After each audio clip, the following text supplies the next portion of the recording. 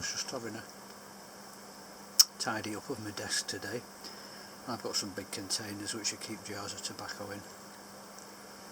Seeing what's what, I tend to keep all sorts of little jars full of all sorts of nondescript and some identifiable viable tobaccos. And I came across this one which I've probably had jarred up for, I don't know, 18 months or maybe 2 years. And it's really improved with keeping it. It's Benson and Hedges Special Virginia, what we used to call Mellow Virginia, and it's very nice actually. It's an over-the-counter blend, an over-the-counter British blend, and it's one that's always been very popular. It's one that I used to smoke a lot actually in the old days. I remember going to many fishing club meetings and I'd pull out a packet of Benson and Hedges Mellow Virginia, as it was then. Why they changed the name I don't know, I wish they'd leave things alone. And it's always been a good sweet tobacco. It's burley and Virginia and a bit of Kentucky, but the thing is you can, these days I can anyway, I can really detect the burley in it, which is the, I don't think I would have noticed it in the old days, but with trying quite a few of the American tobaccos which are burley rich, I tend to recognise it more these days, and it's really is there, although there seems to be more of a predominance of Virginia than anything. I think there's just a little hint of something sweet on top, bit of sugar or butterscotch, that type of thing, toffee, caramel, whatever you. It is quite a sweet tobacco. Last time I smoked it I was in the garden doing some tree work, and it was beautiful in the outdoors. I really enjoyed it.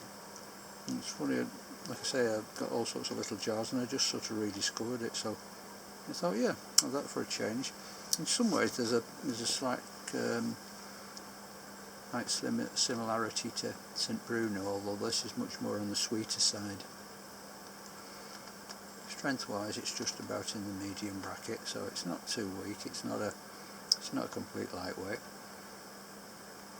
but it used to get heavily advertised on the TV in the old days. The adverts had come on and it was always played up from a very British sort of point. You'd get some well-to-do person would be playing cards or what have you, something like that, and someone would come along and light up a pipe and everybody would look at him as much as, oh my God, what's going on here, we don't want this smell here. And then as soon as he lit it, there'd be twinkly piano music and everybody would start smiling and getting on marvellously because of the smell was so overwhelmingly attractive. That's how they tried to sell it in the old days, which is strange actually, because some of my family members have said they're not keen on the smell of it. Maybe that's why they did it, I don't know. But as a smoke goes, it's very nice tobacco, not bad at all. One of the old standards.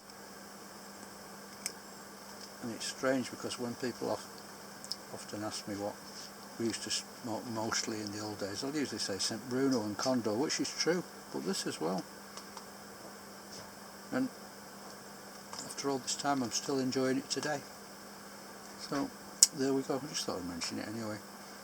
Smoking it in the bent Falcon Bulldog with a bulldog ball which David kindly gave me, which I really love. Yeah, it's very, very nice. It's quite well balanced. Not bad at all. Anyway guys, take care. Speak soon.